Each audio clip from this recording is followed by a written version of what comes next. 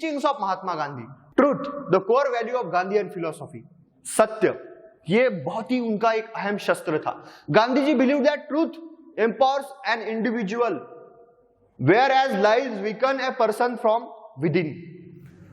सत्य जो है वो आदमी को, मनुष्य को अंदरूनी ताकत देता है, अंदरूनी शक्ति देता है और उसको पॉजिटिव बनाता है। जबकि जो लाइज, झूठ है, असत्य जो है वो आदमी को खोखला बना देता है, आदमी को खत्म कर देता है, आदमी को लाचार बना देता है। तो ये लाइज एंड ट्रूथ का जो डिफरेंस है गांधी जी ने अपनी फिलोसॉफी में बताया। This principle of truthfulness to self and to be world is essential for people, ठीक है, in the current context to excel in future life. सत्य का जो ट्रूथफुलनेस का जो फॉर्मूला है सभी ने अप्लाई करना चाहिए, सारों ने सत्य का कथन करना चाहिए। गांधी जी की ये फिलॉसफी बहुत अच्छी थी। The Mahatma teachings of non violence and compassion amidst rising violence, extremism, inequality, poverty and disparity, there is continuous relevance of Gandhiji and the ideas of non-violence, kindness, compassion and the world as one community are essential in a current context for a peaceful and prosperous world. आज हम देखते हैं भारत के पाकिस्तान के साथ, भारत के चीन के साथ, ठीक है, रशिया, अमेरिका एक दूसरे के साथ उनका कोल्ड वॉर चलता रहा है, कंपटीशन चलता रहता है। अभी मिडल ईस्ट कंट्रीज में बहुत सारी क्रिटिकल सिचुएशंस है। अभी इस सिचुएशन में अगर ऐसा ही चलता रहा, आज लोगों के पास इतने घातक अस्त्र शस्त्र हैं कि ये का भी अगर इस्तेमाल किया जाए तो पूरी की पूरी ह्यूमन बीइंग डिस्ट्रॉय हो सकती है, वैनिश हो सकती है। अभी इस समय में अगर पूरे मानव जाति को अगर साथ में लेके चलना है और नॉन वायलेंस से अगर चलना है तो गांधी जी की फिलॉसफी यहां पर बहुत इंपॉर्टेंट साबित होती है। कैसे है कि हम अगर भारत पाकिस्तान का युद्ध हुआ तो ये सिर्फ भारत पाकिस्तान के लिए सीमित नहीं रहेगा, इसमें पूरा वर्ल्ड शामिल होगा। जो भी अस्त्र शस्त्र यहां पर भारत पाकिस्तान यूज करेंगे वो सारे के सारे दुनिया के लिए घातक साबित हो सकते हैं, उसके इफेक्ट पूरे दुनिया पर हमें दिख सकते हैं। ऐसे घातक क्षेपणास्त्र यहां पर बनाए गए हैं, एटॉमिक बॉम्ब बनाए गए हैं। तो कैसा है कि अगर इस सिचुएशन में सारे वर्ल्ड में हमने पीस है और यहां पर शांतता के साथ ही सभी की डेवलपमेंट आगे बढ़ानी चाहिए, तो इसके लिए गांधी जी ने कुछ टर्म्स दी है।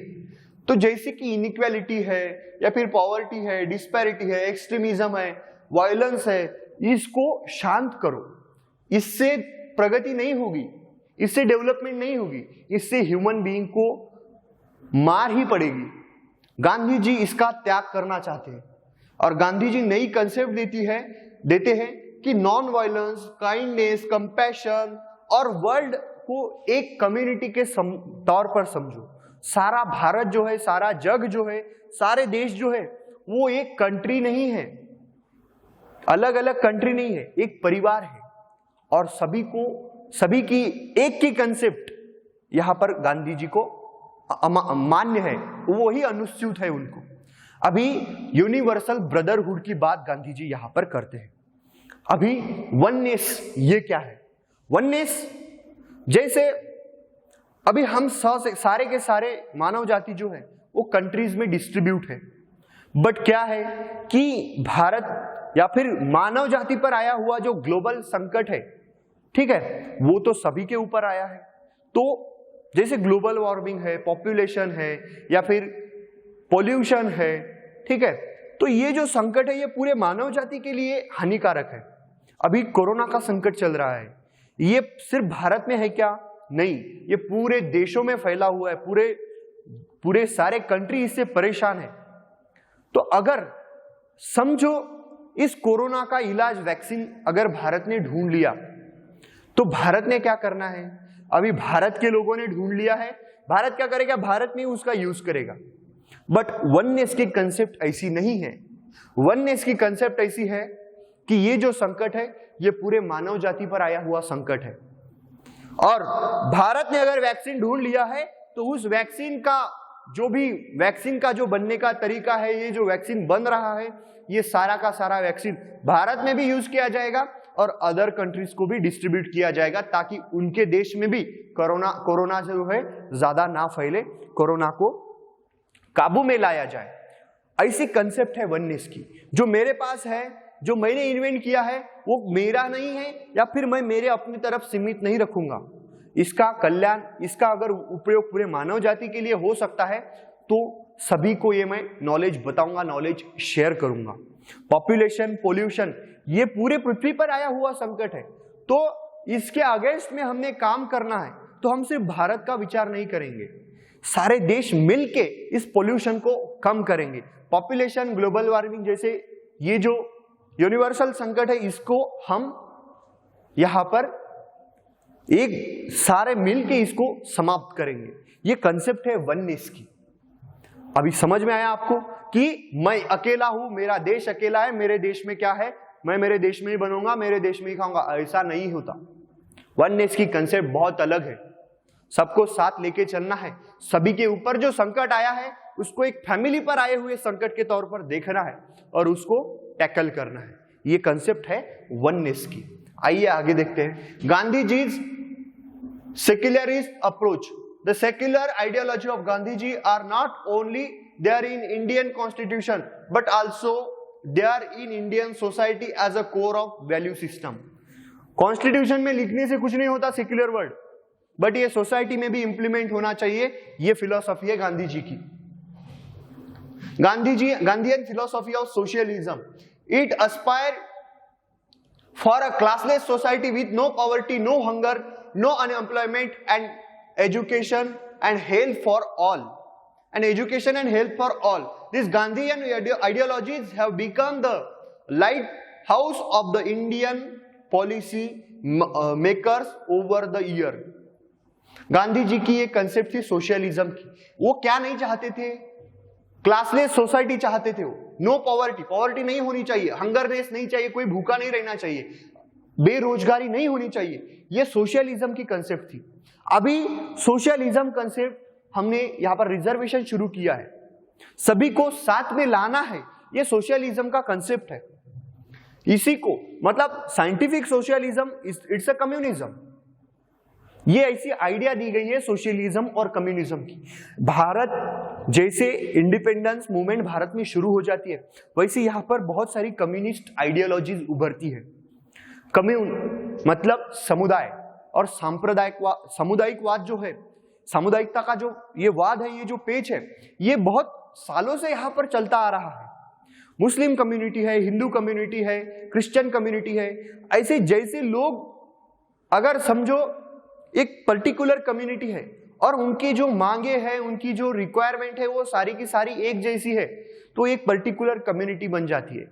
अभी ये धर्म के आधार पर भी बन जाती है, डिमांड के आधार पर भी बन जाती है, ज्योग्राफिकल एरिया के आधार पर भी बन जाती है, किसी भी आधार पर, कल्चर के आधार पर भी बन सकती है।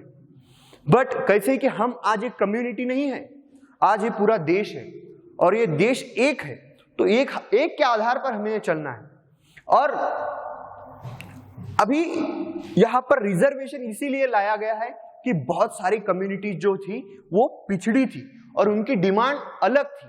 अभी ये कम्युनिटी की दृष्टिकोण से यहां पर कम्युनिज्म ना फैले, इसके लिए उनको सोशलिज्म की कंसेप्ट में रिजर्वेशन के तौर पर एक जैसा लाने के लिए हमारे गवर्नमेंट ने सोचा करके यहां पर रिजर्वेशन शुरू किया गया है। सबको एक ही नजरिए से देखना है, सबका जो स्ट्रगल है वो एक ही लेवल से शुरू करना है, तब जाके सबकी प्रगति होगी। ऐसी भावना इस रिजर्वेशन के पीछे है। यही सोशलिज्म और कम्युनिज्म की कंसेप्ट आपको समझ लेनी है। अभी ये सोशलिज्म गांधी जी का जो है, this Gandhian ideology have become the light house of the Indian policy makers over the year. Bharat में आगे में 1974 में सोशलिज्म नाम का वर्ड हमारे कॉन्स्टिट्यूशन में ऐड किया गया, सोशलिस्ट। ठीक है, तो ये कंसेप्ट गांधी जी और डॉक्टर बाबा साहेब आंबेडकर जी की फिलॉसफी में से निकल के आती है। तो कॉन्स्टिट्यूशन मेकर्स पॉलिसी में यहां पर इंट्रोड्यूस किया गया, लाइट हाउस बनता है for Indian policy. Gandhi ji की जो भी फिलॉसफी है सोशलिज्म की, वो Gandhi ji emphasis upon cleanliness और स्वच्छ स्वच्छता, ही यूज से स्वच्छता इन सेवा, स्वच्छ भारत अभियान। उसका लोगो क्या है जरा याद करो, उसका लोगो है गांधी जी का चश्मा, ठीक है। तो ये जो कनेक्शन है वो यहीं से शुरू होता है। गांधी जी ने गांव की तरफ बड़े तौर पर ध्यान दिया था और गांव की स्वच्छता का उन्होंने अभियान के बारे में यहीं से शुरू की थी, और स्वच्छता ही सेवा ऐसा उन्होंने नारा भी दिया था, स्वच्छता इन सेवा। तो क्लीनलीनेस और स्वच्छता के ऊपर उन्होंने बहुत अच्छा ध्यान दिया है गांधी जी ने। Respect for woman is one of the major idea of Gandhian philosophy, and the world is witnessing the increases of level of violence, subjugation women face nowadays in society. आज भारत या फिर वर्ल्ड की वुमेन्स किस किस situation से जा रही है, गुजर रही है, ये हमें पता है। अभी आज तक की बहुत सारे देशों में वुमेन्स को वोटिंग का अधिकार नहीं है। आज भी भारत में बहुत सारी वुमेन्स तरह तरह की कंडीशंस को फेस कर रही है। चेहरा ढकना है, ठीक है, और पर्टिकुलरली कुछ दिनों के लिए महामारी के समय में उनको अलग ट्रीटमेंट दिया जाता है, मंदिरों में उनके प्रवेश निषिद्ध माने जाते हैं, ठीक है। और बहुत सारी ऐसी सिचुएशन है जैसे कि स्त्री भ्रूण हत्या भी हमारे भारत में बहुत चलती आ रही है, आज भी चलती जाती ही है, वो खत्म ही नहीं होती। बहुत सारे लोग हैं अंधविश्वास के आधार पर स्त्रियों को मेन फोकस से दूर ही कर देते हैं। तो गांधी जी ये बातें नहीं चाहते। रिस्पेक्ट फॉर वुमन, ये जो कंसेप्ट उन्होंने दी थी, ये मनुष्य, पुरुष और स्त्री दोनों एक जैसे हैं, एक ही लेवल पर है, ऐसी भावना इस वुमेन्स के रिस्पेक्ट ऑफ वुमन इस आइडियोलॉजी में गांधी जी को अनुसूचित थी। Gandhian dream for safe country, Gandhian dream of a safe country necessity safety for women, and that will be come from the virtue of self control।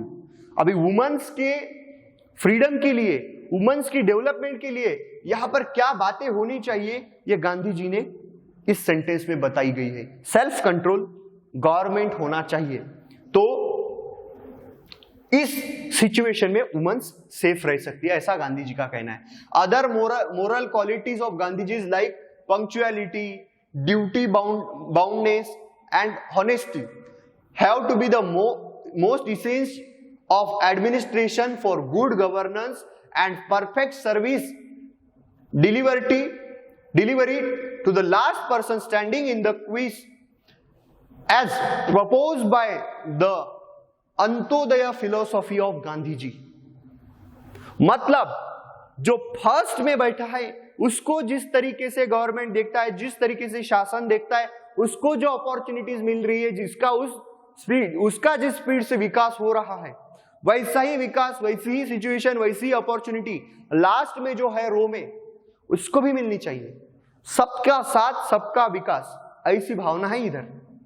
अभी ये बात सिर्फ बोलने की है, ये गांधी जी अमल में भी लाना चाहते हैं उनकी फिलॉसफी से, उनकी टीचिंग से। गांधी जी की ये फिलॉसफी है। तो अंत्योदय मतलब, अंत मतलब जहां पर एंड होता है, वहां से भी उदय होना चाहिए, उनका भी विकास होना चाहिए। आज भारत सरकार बहुत सारी स्कीम लागू करता, बट क्या होता है, आधी की आधी स्कीम बीच में आती ही खत्म हो जाती है। जिनको मिलनी चाहिए, जो भी कॉमन पीपल है, शेतकरी है, किसान है, लेबर है, जिनके लिए वो स्कीम लाई गई थी, बनाई गई थी, उनको इस बात का कोई फायदा नहीं मिलता। सारे मंत्री अधिकारी सारे के सारे बीच में ही खा जाते हैं, ऐसा होता है यहाँ पर। बट गांधी जी क्या चाहते हैं, अंत्योदय फिलॉसफी, लास्ट में जो भी बैठा है उसको भी उतना ही फायदा होना चाहिए जितना फर्स्ट वाले को हो रहा है। ये फिलॉसफी थी अंत्योदय की। अभी गांधी जी की बेसिक टीचिंग तो यहाँ पर खत्म होती है। तो इसके आधार पर गए कुछ 2-3 साल के एग्जामिनेशन में सवाल पूछे गए हैं। अगर मुझे सवाल क्वेश्चंस मिलते हैं तो इसके बारे में हम फिर से डिटेल में इसको डिस्कस करेंगे क्वेश्चन और आंसर के आधार पर। गुड मॉर्निंग स्टूडेंट्स, अभी वर्ल्ड हिस्ट्री के तरफ हम चलते हैं। वर्ल्ड हिस्ट्री में सबसे महत्वपूर्ण घटना होती है रेनेसांस। रेनेसांस मतलब रीबर्थ, रिजुनवेशन। अभी ये क्या है, इसके बारे में डिटेल से हम जानते हैं। ये घटना शुरू होती है वेस्टर्न कंट्रीज में, मतलब यूरोप स्पेशली। तो यूरोप की वेस्टर्न कंट्रीज में ये जो बात है रेनेसांस एक कंसेप्ट शुरू होती है, बट इसके कारण क्या है रेनेसांस शुरू होने के, ये भी जानते हैं। रीबर्थ, रिजेन्युएशन किसका, तो नॉलेज का। अभी हम सारी सोसाइटी, आज भी भारत का एक आइडियल पास्ट है, आज भी हम भारत के कुछ हिस्ट्री के कुछ पास्ट है जिसको हम आइडियल मानते हैं। जैसे कि हम गुप्त साम्राज्य को गोल्डन एज के नाम से जानते हैं कि सब खुशहाल थे, पूर्ण सुवर्ण युग हुआ था। तो ये जो है हम आइडियल कंसेप्ट मानते थे। उसके पहले वैदिक संस्कृति में हमारे यहाँ पर बहुत सारा नॉलेज प्रोडक्शन हुआ था, लोग बहुत अच्छी तरीके से लिखते थे, ठीक है, और अच्छे तरीके से ज्ञान मतलब नॉलेज को गेन करते थे। ये सारी बातें हम जानते हैं। इस तरह से हम कुछ एंशिएंट पीरियड के या फिर मिडिवल पीरियड के ऐसे एज को एक गोल्डन एज और एक आइडियल एज मानते हैं, ठीक है। बट रेनेसांस की कंसेप्ट सबसे पहले भारत में नहीं शुरू होती, यूरोप में शुरू होती है। तो इनका आइडियल स्टेट क्या होता है, इनकी आइडियल कंसेप्ट क्या थी, इनका आइडियल पास्ट क्या था, ये भी जानना जरूरी है। हो तो आइए जानते हैं रेनेसांस, रिवाइवल ऑफ लर्निंग, ठीक है। अभी रिवाइवल ऑफ लर्निंग मतलब इनके जो क्लासिकल सिविलाइजेशन थी, ग्रीक एंड रोमन, इनके सिविलाइजेशन हो चुके थे, मतलब 6th century BCE up to 6th century C. इस पीरियड में पहले रोम साम्राज्य आया, उसके बाद पहले ग्रीक साम्राज्य आया, उसके बाद रोम साम्राज्य आया। तो यूरोप में ये जो साम्राज्य आए थे, ये जो सिविलाइजेशन आए थे, यहां पर एरिस्टोटल, प्लेटो, सोक्रेटिस, ऐसे बहुत अच्छे अच्छे फिलोसोफर के नाम यहां पर ग्रीक और रोमन फिलोसॉफी में हमें दिखाई देते हैं। तो ये सिविलाइजेशन के पीरियड में बहुत सारी नॉलेज की निर्मित भी हुई। बट मीडिवल पीरियड जैसे भी यूरोप में शुरू होता है, तो ये सारा का सारा नॉलेज एक जगह पर एक पुस्तक में बंद पड़ा रहता है, चर्च में, जिसको पढ़ने के अधिकार भी लोगों को नहीं थे, जिसको देखने के अधिकार भी लोगों को नहीं थे, ठीक है। और ये वैसा का वैसा नॉलेज पढ़ता रहा पूरे मिडिवल, मतलब 15 सेंचुरी तक का जो पीरियड था, 700 सालों का, ये सारा का सारा पीरियड ये कागज धूल मिट्टी खाते चर्च में पड़े रहे। इसके ऊपर ध्यान तो गया, बहुत सारे लोगों ने बातें भी कही चर्च से कि हमें ये पढ़ने दो, इसमें क्या है हमें देखने दो, बट चर्च ने ये अधिकार किसी को नहीं दिए। सारी अथॉरिटी चर्च ने अपने पास में रख ली मिडिवल इंडियन पीरियड में। तो चर्च और मिनोर सिस्टम, जिसको सामंतशाही सिस्टम कहते हैं, फ्यूडल सिस्टम कहते हैं, इनको बहुत इंपॉर्टेंट यहां पर मिला। कहां पर, यूरोप में। तो मिडिवल इंडियन हिस्ट्री में चर्च और फ्यूडल सिस्टम को बहुत ही इंपॉर्टेंस मिलता है। अभी क्या होता है, 14th सेंचुरी में यहां पर धर्म युद्ध शुरू होता है तुर्कों के बीच में और यूरोपियन कंट्रीज के बीच में। अभी कॉन्स्टेंटिनोपल जो 1453 में कॉन्स्टेंटिनोपल ये जो शहर है ये जीत लेते हैं। कौन, तो तुर्क। अभी तुर्कों ने कॉन्स्टेंटिनोपल जीत लिया। कॉन्स्टेंटिनोपल पहले किसके ताबे में था, तो यूरोपियन कंट्रीज के अंडर में था। तो यहां पर क्या होता है, ये जो नॉलेज की किताबें जो थी रोमन और ग्रीक फिलोसोफर्स की, वो किताबें लेके लोग जैसे तैसे अपनी जान बचा के इटली भाग गए, इटली के रोम इस शहर में। अभी रोम इस शहर में जाने के बाद वो सारे के सारे कागज लोगों ने पढ़ने शुरू किए, समझने शुरू किए, और फिर उनको पता चला कि हमारे यहाँ पर एक बीच की जो फेज जो है 7 साल की फेज, 700 साल की अगर फेज छोड़ दिए जाए, तो पहले हमारे यहाँ पर बहुत ही अच्छे अच्छे फिलोसोफर हुए थे, उन्होंने भी बहुत अच्छा नॉलेज गेन किया था और नॉलेज क्रिएट किया था।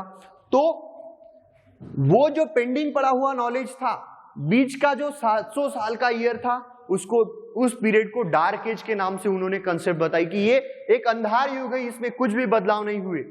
और अभी हमने उस नॉलेज का, उस लर्निंग का रिवाइवल किया है। जैसे ही वो कागजात उनको पढ़ने मिले, उसी से लर्निंग में, और लिटरल मतलब लिटरली उसका मीनिंग रीबर्थ होता है, तो लोगों में रीबर्थ होना शुरू हो गया। डार्क एज के बाद जैसे ही लोगों ने वो डॉक्यूमेंट्स पढ़े, लोगों में एक नया बदलाव आना शुरू हुआ। उसको ही हम रेनेसांस कहते हैं, रिवाइवल ऑफ लर्निंग कहते हैं। आइए इसमें क्या होता है ये भी जानते हैं। Renaissance was marked by a series of new developments in the field of art, literature, religion, philosophy, science and politics. इन सारे चीजों में बदलाव आए।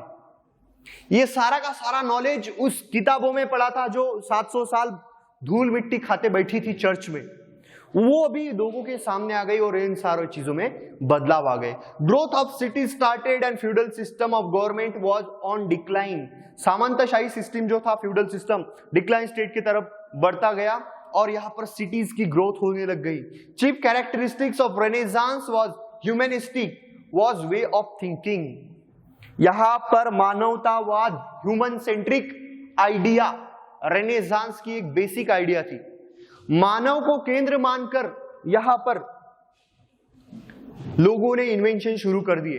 अभी तक हम क्या मानते थे कि पृथ्वी, ये पृथ्वी है और पृथ्वी के अगेंस्ट में सूरज, चांद, सारी दुनिया घूमती है और पृथ्वी अपनी जगह पर स्टेबल है।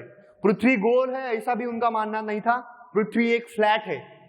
और चर्च ने ये बातें बताई थी, चर्च ने ये थ्योरम बताए थे। और चर्च का अगर थ्योरम किसी ने डिक्लाइन कर दिया या फिर उसको झूठा साबित करने की कोशिश भी की तो उसको मृत्युदंड की सजा मिलती थी।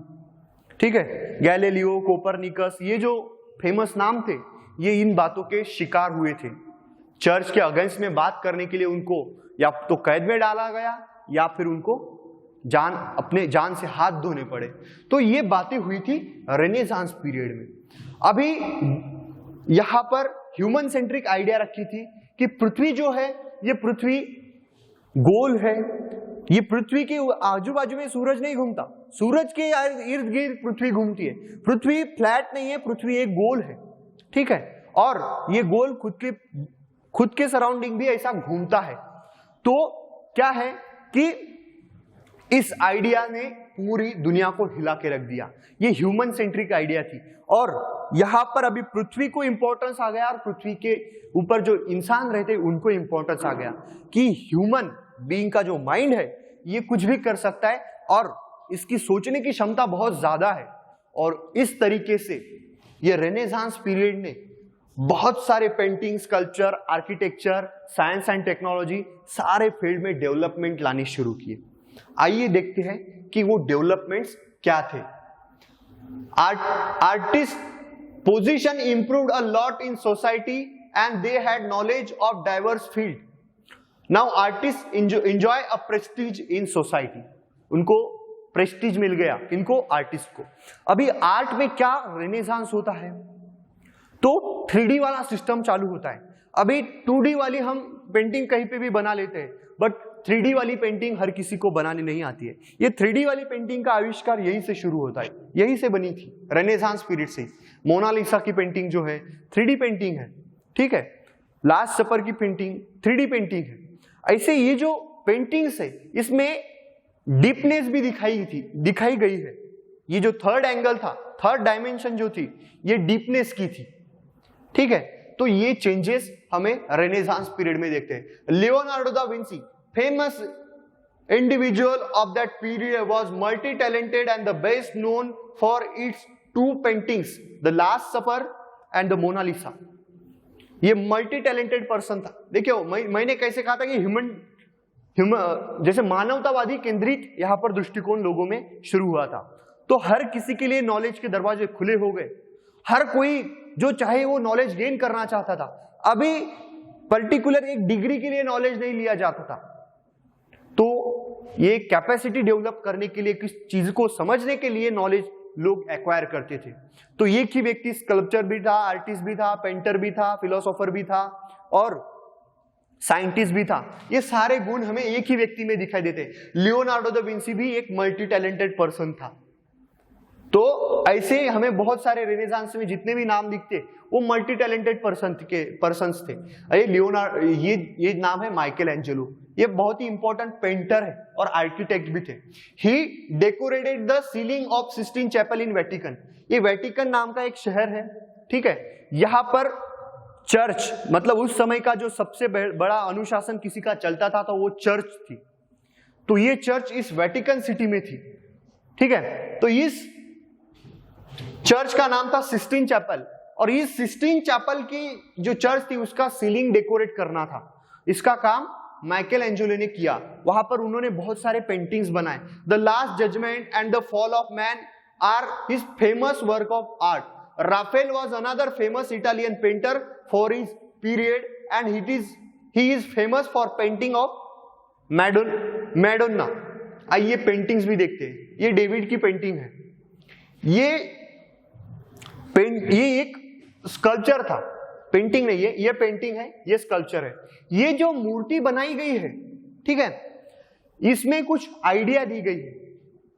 ये आइडिया थी रोमन और ग्रीक फिलोसॉफी में, उनकी जो एंशिएंट फिलोसॉफीज थी वहां पर उन्होंने एक स्टोरी बताई गई है। डेविड नाम का ये जो लड़का है, ये इसके हाथ में आपको एक छोटा सा पत्थर का टुकड़ा है। ये पत्थर का टुकड़ा लेके ही एक बड़े राक्षस को हरा देता है, जिस राक्षस का खौफ पूरे दुनिया को था, पूरे लोगों को था। इस राक्षस को मारने का काम इस डेविड ने किया है। तो ये डेविड का जो पुतला है, ये किसने? माइकल एंजेलो ने बनाया था। अभी इसकी खासियत क्या है? तो इसका पोस्चर देखो, बॉडी का, इसके पूरे एब्स देखो, इसके बॉडी की पूरी रचना देखो, आपको पूरी तरीके से एक एक नस यहां पर दिखाई गई है। आप इंटरनेट पर एचडी में इसकी फोटो देखो। अभी नाखून, अपनी जो ये वेन्स रहती है ना, ये वेन्स तक के यहां पर इसके हाथों में दी गई है। और एक बहुत ही, इसके देखो, ये जो इसके पेट का भाग है, इसके ऊपर आपको एब्स दिखते हैं, ठीक है। तो एक पर्टिकुलर पोस्चर में एक स्कल्पचर बनाया गया था। ये आइडिया रेनेसांस के पीरियड में डेवलप हुई थी। अभी जब तक के हमें ह्यूमन फिजियोलॉजी का नॉलेज नहीं होता, तब तक हम इतनी पर्टिकुलर और एक्यूरेट स्कल्पचर नहीं बना सकते। तो यहां पर बॉडी ऑर्गन्स में, मतलब साइंस में भी डेवलपमेंट हुई थी। टेक्नोलॉजी, एस्ट्रोनॉमी, एस्ट्रोलॉजी के बड़े ही खोज यहां पर रेनेसांस पीरियड में हमें दिखाई देते। सिस्टीन चैपल, ये जो चर्च थी, इसके छत पर बनाई गई एक फेमस पेंटिंग है। तो ऐसी बहुत सारे पेंटिंग्स उन्होंने, माइकल एंजेलो ने सिस्टीन चैपल के छत पर बनाई थी। गॉथिक आर्किटेक्चर, ये एक आर्किटेक्चर का एक प्रकार है जिसको गॉथिक आर्किटेक्चर, इसकी मैं आपको इमेज भी दिखाऊंगा कि गॉथिक आर्किटेक्चर कैसा होता है। Started to decline and new style which were expressing ideals or a secular and joy in the life, pride in human achievement started. जैसे कि मैंने कहा था कि वहां पर चर्च का बड़ा ही राज चलता था। तो ये जो रेनेसांस के पीरियड में जो भी फिलोसोफर्स यहां पर उभरे हुए थे, उन्होंने अपनी फिलोसॉफी से, अपनी पेंटिंग से, अपने स्कल्पचर से, अपने आर्किटेक्चर से, साइंस एंड टेक्नोलॉजी से इस एक आइडिया चर्च के सामने में रखी, चर्च को अपोज करने वाली आइडिया रखी। हालांकि चर्च का इतना प्रभाव था कि चर्च को डायरेक्टली कोई भी चैलेंज नहीं कर सकता था, बट उन्होंने अपने पेंटिंग्स में ऐसे सीक्रेट राज दिए हैं। जैसे हमने डेविड का एक पुतला देखा, ये पुतला क्या कहता है? ये एक माइथोलॉजिकल स्टोरी तो थी, बट हर कोई भी एक कॉमन मैन एक बड़े से बड़े ताकत को चैलेंज कर सकता है। इसके पीछे एक मैसेज था। चर्च कितनी भी बड़ी हो, बट एक दिन चर्च को हमारी बातें माननी पड़ेगी, कॉमन मैन की बातें माननी पड़ेगी, चर्च को हारना पड़ेगा। ये मैसेज था वो डेविड के स्कल्पचर के पीछे। तो ऐसे पेंटिंग्स में से बहुत सारे मैसेज इन रेनेसांस के आर्टिस्ट, आर्किटेक्चर लोगों ने दिए। अभी during renaissance modern Europe language started to develop and gradually use to Latin decrease. Latin language का यूज कम हो जाता है। मॉडर्न जैसे फ्रेंच है, इंग्लिश है, ऐसी लैंग्वेज यहाँ पर यूरोप में डेवलप होती हुई हमें दिखाई देती है। अभी ये जो है एक गॉथिक आर्किटेक्चर का एक नमूना है। ऐसे बहुत सारे, ये देखो आपको एक चर्च का, जैसे आपने अगर कहीं चर्च देखी होगी तो चर्च का भी आर्किटेक्चर ऐसे ही होता है। गोवा में गए होंगे तो बहुत सारे चर्च इसी आर्किटेक्चरल फॉर्म से बनी हुई है। तो इसको गॉथिक आर्किटेक्चर कहा गया है। इसके आधार पर क्वेश्चन बन सकता है, क्वेश्चन पूछा जा सकता है। Dante, Petrarch, Erasmus, Thomas More, Machiavelli, Don Quixote, William Shakespeare and Rabelais were famous writers in Renaissance period. देखो लिटरेचर में भी रेनेसांस हुआ था। अभी नॉर्मल लिटरेचर तो कहीं पे भी आते थे, बट कैसे है कि इसमें एक अलग तरीके से एक बदलाव देखा गया है लिटरेचर में। तो ये रेनेसांस पीरियड की लिटरेचर है और ये जो है ये रेनेसांस पीरियड के राइटर है। Paintings was invented in 15th century by the printing was invented in 15th century by Gutenberg and Easter. हमको पता है कि प्रिंटिंग का जो आविष्कार है, प्रिंटिंग की जो मशीन का आविष्कार है गुटेनबर्ग ने किया था। तो इससे क्या होता है कि नॉलेज का जो स्प्रेड है वो स्पीड से होता है। तो जैसे ही एक किताब बनती थी उसकी अलग अलग कॉपीज बनती थी और वो कॉपीज लोगों में डिस्ट्रीब्यूट की जाती थी। तो नॉलेज स्प्रेड हुआ, लोगों को बातें पता चलने लग गई और इसी के आधार पर रेनेसांस जो है वो हाईली स्प्रेड होता गया। लोगों में पुनर्जागृत भावना जो थी ये होने लग गई। इसी का परिणाम होता है कि यहाँ पर एक धर्म सुधारना रिफॉर्म मूवमेंट भी शुरू होती है। कि रिलीजियस रिफॉर्म मूवमेंट में क्या होता है, चर्च ने जो भी थ्योरम यहाँ पर बनाए थे या फिर रखे थे वो सारे के सारे लोगों ने अमान्य कर दिए और नई आइडियाज जो थी या फिर नए खोज जो यहाँ पर हुए थे उनको यहाँ पर प्रमाण माना गया और उन पर विश्वास रखा गया। तो ये एक बड़ा ही चेंज था जो प्रिंटिंग का जो योगदान था इसमें सबसे बड़ा इंपॉर्टेंट था। अभी Copernicus, Galileo, Kepler, Isaac Newton and Harvey were famous scientists of this period. Columbus, Vasco da Gama, Amerigo Vespucci, Magellan were famous sailor of this period. ये जो थे ये साइंटिस्ट थे, ठीक है। यहाँ पर एस्ट्रोलॉजी और एस्ट्रोनॉमी के बहुत सारे थ्योरम इन्होंने रखे। अभी मॉडर्न साइंस का फिलोसॉफीज भी इन्होंने ही रखी है। ये जो नाम है ये सेलर्स ऑफ दिस पीरियड, मतलब समंदर में खलासी थे। मैगेलन ने पृथ्वी की सबसे पहली प्रदक्षिणा की थी। वास्को द गामा ने भारत की खोज की थी। कोलंबस और अमेरिगो वेस्पुसी इन्होंने अमेरिका जो महाद्वीप है इसका खोज किया था, ठीक है। तो वर्ल्ड सिर्फ यूरोप तक सीमित नहीं है, इसके आगे भी बहुत सारा नॉलेज है जिसको जानने की लोगों के मन में इच्छा हो गई। इसी के कारण ये खोजतान शुरू होती है। रेनेसांस के पीरियड में ये सबसे महत्वपूर्ण बदलाव था। ये मोनालिसा की पेंटिंग है, लियोनार्डो दा विंची की ये दो famous painting, Mona Lisa and the last supper. इसमें भी बहुत सारे राज छुपे हुए हैं, ठीक है। तो इसीलिए इन दोनों पेंटिंग्स को बहुत ही इंपॉर्टेंट है। अभी यहां पर आप डेप्थ भी देख सकते हो। तो ये 3D पेंटिंग है, ये नया आविष्कार था उस समय का। तो ऐसे जो बदलाव है पेंटिंग्स में रेनेसांस पीरियड में शुरू होते हैं। तो एक इंपॉर्टेंट पीरियड है। अभी नेक्स्ट लेक्चर में हम पढ़ेंगे फ्रेंच रिवॉल्यूशन और रशियन रिवॉल्यूशन। Thank you.